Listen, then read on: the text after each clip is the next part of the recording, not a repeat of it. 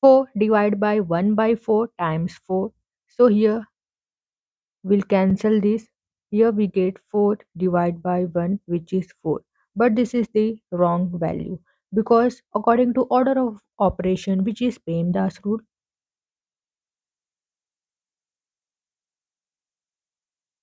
here P stands for parenthesis, E exponent, M multiplication, D division, A addition, S subtraction. Here you have to remember this multiplication division both have equal priorities, therefore go from left to right. Same goes for addition and subtraction. We go from left to right.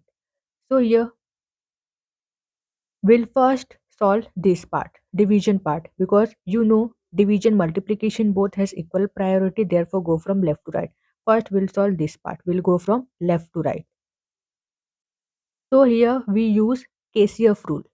If in division any fraction is there, then use KCF rule. Means we keep this fraction as it is, then we change this division into multiplication and we flip this fraction. Here comes 4 by 1 times 4. Then multiply this 4 times 4 times 4, which is 64. This is the correct value for this expression.